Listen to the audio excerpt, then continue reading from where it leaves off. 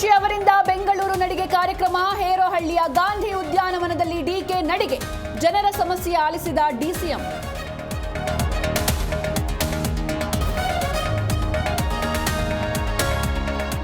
ಮಹಿಳೆ ಮೇಲೆ ಅತ್ಯಾಚಾರ ಆರೋಪ ಪ್ರಕರಣ. ಡಿಜೆಹಳ್ಳಿ ಇನ್ಸ್ಪೆಕ್ಟರ್ ಸುನಿಲ್ ಮೇಲೆ ಎಫ್ಐಆರ್ ದಾಖಲು.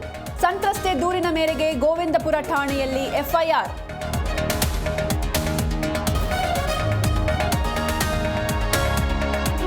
ಉಸಿರುಗಟ್ಟಿಸಿ ಮಗಳ ಹತ್ಯೆ ಮಾಡಿದ ಮಲತಂದೆ. ಕುಂಬಳಗೋಡು ಬಳಿಯ ಕನ್ನಿಕಾ ಬಡಾವಣೆಯಲ್ಲಿ ಘಟನೆ.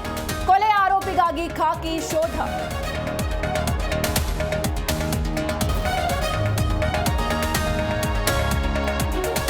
ಜನರ ಜೊತೆ ಸೌಜನ್ಯದಿಂದ ವರ್ತಿಸಿ. ಜನರ ಮೇಲೆ ಬಲಪ್ರಯೋಗ ಮಾಡಬೇಡಿ.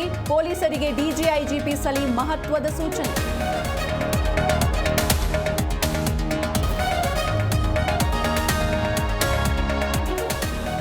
ರಂಗೇರಿದ ಬೆಳಗಾವಿ ಡಿಸಿಸಿ ಬ್ಯಾಂಕ್ ಚುನಾವಣೆ ಅಖಾಡ. ಅಧಿಕಾರಕ್ಕಾಗಿ ನಾಯಕರ ನಡುವೆ ಕೆಸರೆರಚಾಟ.